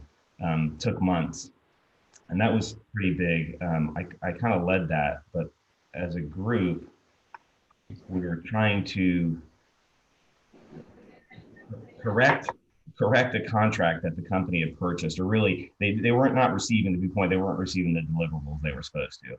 So the collaboration between the corporate meeting and the vendor, and then coming back and getting the systems aligned without pointing fingers at them that they really had not delivered, and trying to keep it positive going forward. This is a vendor who was tightly integrated and showing them the failings of what their system was doing, and also get some money back for the company as well too, that they didn't. So my role in that one was definitely a leadership role, because I was in charge of administration and IT at the company, but then holding those meetings and coordinating with the vendor as well. So it wasn't really ever at odds, anything that was really butting heads, or the vendor wanted to deliver, but at the same time being tactful and letting them know that they had failed us, and asking for money back, and then moving forward in a positive way to make the system deliver what the corporate thought it was delivering, which we established was not. That's probably one on a bigger kind of corporate scale. On a very personal level, much more locally, is my wife and I just literally finished building a new house over on 41 Morgan's Cove, where I sit, and we just got our CO So you want to, if you have all talked about a glutton for punishment, if you enjoy self-abuse, you will build a house or renovate a house. And my wife and I like this self-abuse that we do it regularly. And then when you're in the thick of it, when it's done, it's a lot of happiness and joy. But that of kind of leading, and we're very hands-on people. We have a builder, but he doesn't even want to be here because we're here every day. No one gets by us without seeing. So that kind of relationship with the different contractors, and always having a plan B, and always understanding compromise, and knowing that sometimes money doesn't solve it, and knowing that yelling at somebody is not going to necessarily solve it, and those yelling at somebody might make it worse. Or realizing that money is not going to always solve it. Believe it or not, some people are not motivated by money, and that's shocking. So just trying to get subcontractors and people like that to see your vision, to do their job, and deliver and do it tactfully. So sorry, that one's an open wound, because we got our C of O from the city literally about a week ago, and this project took about a year and a half. So that was tough. When you Congratulations. talking about a build that was going to be about a year, maybe 10 months, and turned out to be a year and a half. So still suffering from that one. Well, I'm glad the CO has passed you. Yeah. The champagne is flowing, hopefully. Yeah, yes, for sure. So those are two really different type of leading different groups. Yep. Nope. I think they're very relevant examples. I'm gonna take us back a little bit to some. We've talked about a number of issues that the city is facing. I'd love to hear your opinion on which of those, or which of maybe issues that we haven't even mentioned, are the most pressing right now for the city. Well, there's all the, I guess, the sexy ones, for lack of a better term. Everybody, the ones talked about, I'm sure, probably money and like the short-term rentals and the A-tax. But Dawn and I we understand in our limited purview the scope of drainage and sewer. I mean, you can kind of see. We've lived on Carolina. We lived on 31st, Seagrass, and now Morgan's Cove, and just seeing the differences in what Island faces in drainage, and seeing it. So I don't want to say I have a lot of expertise in drainage at all, but just seeing that one's kind of, I understand it's a hot topic. That is probably a huge long-term plan, probably going to be a significant cost, and one that not a lot of people are probably interested in. It's probably not fun. I'm sure there's a lot of other hot topics that you guys, that I don't even know, that people would rather talk about, that in the scope and scale may or may not be as important. So I don't know where that can of worms leads or goes, but I understand that. And just even talking, again, having developed or renovated houses on the island, you talk to, the water and sewer, you talk to people, and you start to understand. I've talked to other council members about the drainage and the sewer. Yeah, that one I can understand is a long-term infrastructure that's going to probably make a difference going forward. And I understand some of the dynamics and the controversy. I lived in the 1960s J.C. Long house with septic, and so I get it. How do you handle that? How do you tell someone, should they be changing? Should there be a plan to change? Should you just leave people alone? I mean, so I kind of, and then also, again, going back to a development, we're in Wild Dunes, and we've never had to have we haven't developed where we had to have a grinder, but understanding that dynamic with friends that develop on the island, and talk about when their builds are going and what they're doing, and their costs, and how they're tackling, how they're going to get their sewer tap. So these conversations. So I understand. I've seen the different angles of how that affects people, and what you might, and not what you do about it, but what's going to come up, for sure. Yeah. Yeah. Well, when we talk about, clearly you've got a lot of thoughts, and this is, as you mentioned, it's a hot topic, and there's no shortage of energy and passion for, hey, this is something that we need to figure out. From time to time, there might be something that's maybe less sexy, as you to use the word that you used. where city council just needs we need guidance from the planning commission, and we might come to you and say, planning commission, we need your recommendations on this topic. And it might not be the hot topic of the day, but it's equally as important for city council to figure out. When you have those types of routine issues come on your plate, how do you anticipate maintaining enthusiasm and dedication for that level of topic? To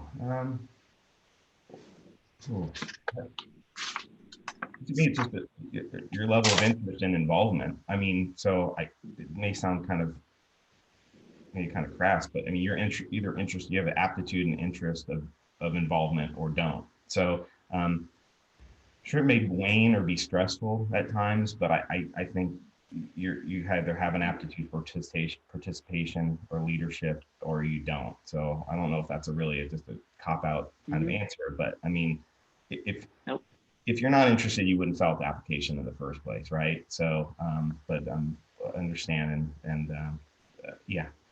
Some of the politics that you guys have to deal with is probably the most daunting task. You talk about level of interest, and so I don't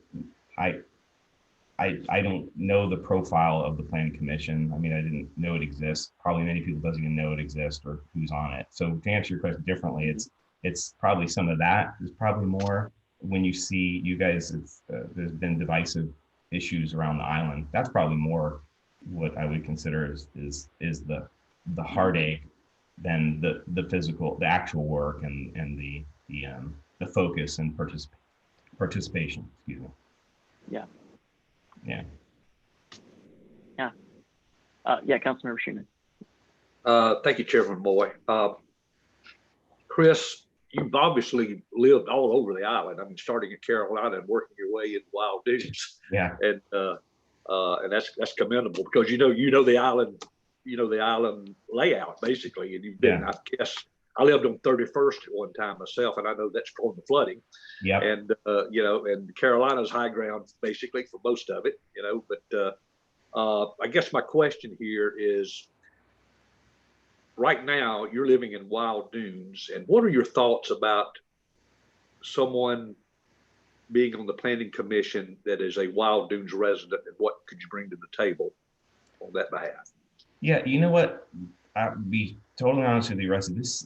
I don't internalize this that much, but I've had more people say it to me than me kind of feel it, if that makes sense. Like, I've had people say, oh yeah, probably a good idea that there's a Wild Dunes resident on this committee or in this participation. And I kind of get that from a logistical perspective. You have different experiences. I mean, Don and I we see the island as the island. So some of this division, I think, is personal. Some people have. I don't see it as much, but I understand the idea of representation. If there's different views or different experiences. I shouldn't say different views, but different experiences, because the nature of the structure, physical structure, infrastructure in Wild Dunes is different, as I've come to learn from the rest of the island. So from the very pragmatic perspective, that makes sense to me. That, yeah, sure, you want someone in Wild Dunes because the infrastructure discussion has a different effect, different interest. I mean, I definitely even see it. You guys know the beach erosion have very different perspectives and interest, I think, in some of the beach erosion. So I think on a much smaller scale, it's that. For me personally, my wife and I don't, we don't see the division as much. I mean, I'd just as soon quickly move back to Carolina if it was the right house and the right opportunity. We enjoyed it all. So I don't have that personal separation that sometimes comes. But from an infrastructure perspective, again, I don't have a lot of experience in some of this yet, or insight, but I can kind of see, again, having built houses or developed houses, how the infrastructure is different, if that makes sense. Mm-hmm. Thank you, Chris. Yeah. John, I'm good right now. Yeah, great. Well, Chris, if we asked you to assume a leadership, or if the commission wanted you to assume a leadership role, would you be willing to do so? And what skills would you bring to the table if so? Yes, administrative skills, persistence. I'm a persistent type person, so administratively, organizationally, probably financially. I know I'm telling you this and you can't see my background. But probably the biggest thing is persistence, to see things through, those, yeah, administrative, finance, and persistence, literally characteristics that I would point out.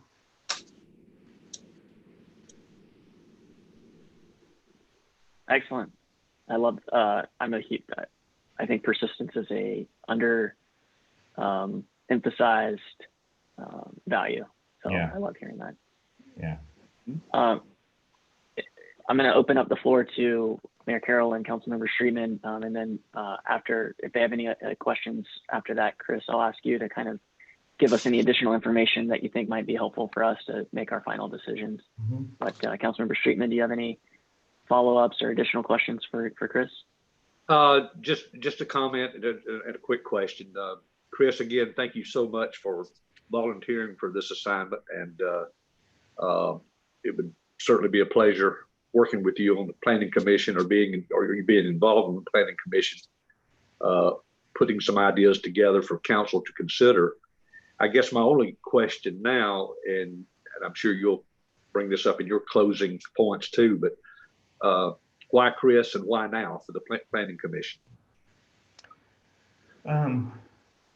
Boy. Well, again, going back to why me, I think I'm probably as qualified, my background and experience, my aptitude, my background and experience. I think I'd be competitive and as qualified as anybody. I think my practice, again, I keep going back to it. I think, because I'm understanding the scope, I've not sat through a planning commission meeting and not actively participated. I think the scope of the nature of my work and business and interest in real estate and development kind of seems well suited. And again, my personal experiences and background, like I was saying, in administration and finance, and my kind of persistent nature, I think would all couple to make it a good fit. Why now? I don't have a good answer for that. Like I said, Rusty, I mean, I downloaded the application when it wasn't an online form back when we lived in Carolina 8 years ago, and just never submitted. And there's been a couple times where I did that.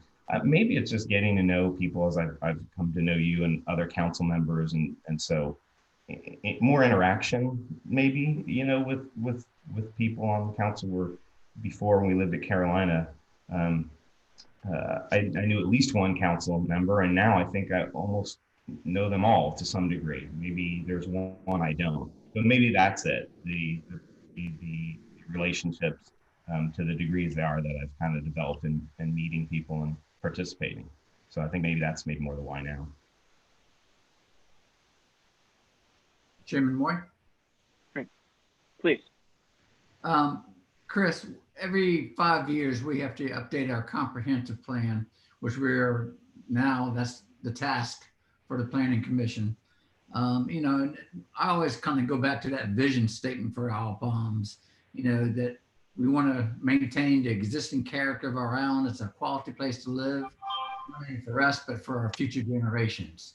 How do you visualize our maintaining this character while there has been this unbridled growth across the Tri-County and all the pressures put on not only the Owl Palms, but Sullivan's Island and Folly Beach? But, so any suggestions? Yeah, well, I don't have a suggestion, but I know if you said, I'm not trying to repeat your words, Mayor Carroll, but a comprehensive plan. I am in real estate. That's what we do in real estate development. But without a plan, it's not good for anyone. You cannot just have, growth without infrastructure and planning. It serves nobody any good. It just leads to overcrowding and frustration. Sometimes you build more roads and then just end up with more cars on more roads, without a plan of what you're actually doing, and incorporating that with the goals and the lifestyle, but the goals and objectives, the character of the community rather than lifestyle. So comprehensive planning and vision is critical, because development for development's sake will just lead usually to overdevelopment and strain on infrastructure and resources. One thing I didn't mention, just digress a little bit, I did grow up in a small coastal town. So I grew up and I kind of watched, grade school and high school, but I saw the same thing. When you have a beautiful place that people want to be, and it's natural for people to want to come and to grow. And luckily, and I'll never forget when our main street was Elm Street. Elm Street was the main street. I grew up in Carlsbad, California. It was Elm Street. At some point, it changed to Carlsbad Boulevard, right? But we all student knew it as Elm Street. And it's not bad, but it's just that is always, for me, the dynamic of a change, of appealing to growth, that the prosperity that brings everybody. But sometimes, so I kind of get it, but I always wonder, why did we need to change the name from Elm Street to Carlsbad Boulevard? It was always Elm Street. And that's the nature and that balance of trying to say, you loved it as Elm Street, people would still come, but maybe there was good reason to rename it Carlsbad Boulevard, and the growth and prosperity that brought everybody and providing money and infrastructure. So that balance, I know that's what you work on all the time. I don't know that there's an easy answer, but I guess that's where vision and comprehensive planning come in. If you have a vision and comprehensive plan, you know how to balance that. When it's the right day to rename your street, from Elm Street to Carlsbad Boulevard, and what that brings. So I see the benefit of all the interest and the prosperity that comes to Island, and with that, acknowledging the challenges is tough too, and the personalities. Thank you. Yeah. Thanks, Chris. Yeah. Do you have anything else that we should have asked you or that you wanted to share with us? I know you've given us quite a bit. Sorry, do it. That's a great question. I ask that all the time when talking to someone. Is there anything I didn't ask that I should have asked, or anything I don't know? No, I think I kind of think I've been a little long-winded, but I'm glad that when talking to Mayor Carroll, I was going back to my personal growing up on a coastal community, and just seeing the beauty, the small town feel, which a lot of my childhood friends are still there, but you go back and see the growth. It's a challenge. I mean, you can't say it hasn't been prosperous for most everybody, but the character, is it still maintain the character, and that juggle and that balance. And that's really, to me, the prosperity will probably continue to come if the character and value isn't changed. I think that's I don't know if I'm adding anything about myself personally, but I think that perspective, I'm glad it came up in the conversation. Yeah, and really I struggle a little bit to adding much more value into the conversation, because I don't completely understand. I think I understand the scope, but not the level of quite the level of detail, because I haven't participated in previous commissions or participated in the planning commission in the past, in a very small window to what I've seen. And actually, if I could ask you, with too long, I mean, is there something I could understand further about the scope and commitment, without going into a lot of detail, but just help me understand a little bit?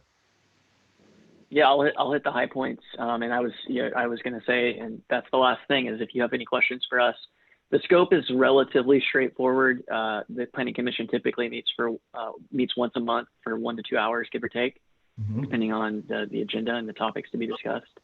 Leading up to those meetings, there's an expectation that Planning Commission members are doing their due diligence of research and analysis that they need to do to come prepared to have an intelligent discussion with the rest of the Planning Commission. I don't know what, I think that level of research is probably highly variable depending on the topic at hand, but that's the gist of it. You're expected, to make those meetings and to come prepared. Yeah. Okay. Is there not the problem, just to understand, independent research that takes place? Is there collaborative research or third-party research that is available? How does that? It's a good question. Like how does the research take place? And I think that's where the answer is really yes to all three of those, depending on the level of experience and the topic at hand. So, with your skill set and your business experience, there might be things where folks on the Planning Commission might turn to you and say, Chris, this is where you have a degree of expertise. And so either tell us what sources we should go to or provide the resources yourself. Whereas there might be other topics, let's say related to engineering. I didn't see that in your background, where you might not necessarily know where to turn, but there's folks on the Planning Commission who do have that background where you would say, help me figure out how to dig into this in a way that makes sense to someone like me. Yeah. Does that answer your question? And there are times where the city does contract with third party of course. organizations that provide, we had this, did we call the Hill report, things like that, where we commission external bodies to produce resources. And obviously those are publicly available, but certainly we're proactive in getting those into the hands of the Planning Commission. Yeah, and then the commission could digest that information, kind of expected, should, and could digest that information. Okay. Yeah, that was, yep. Okay, thank you. Absolutely.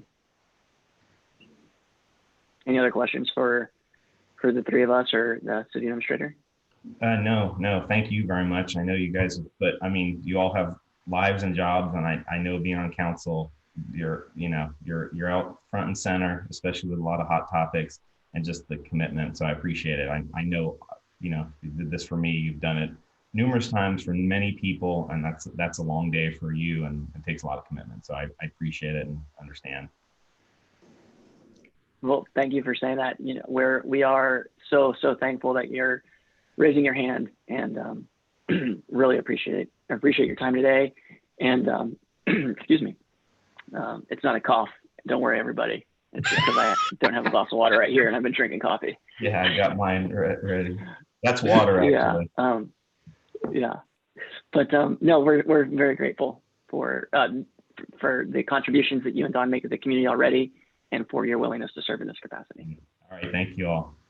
Thank you, Chris. Okay, have a great day. Chris. All right. Too. You too. Bye. Bye-bye. All right. We have next on the agenda, we would move on to miscellaneous business.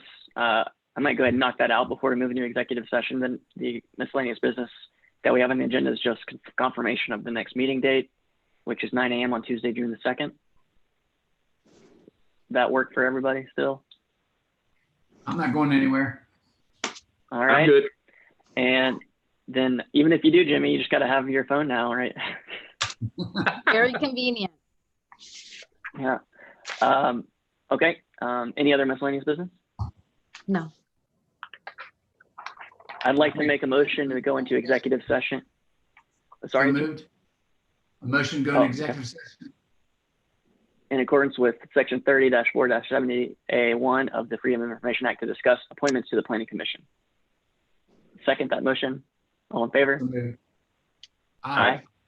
All right, well, we're going to stop the live stream just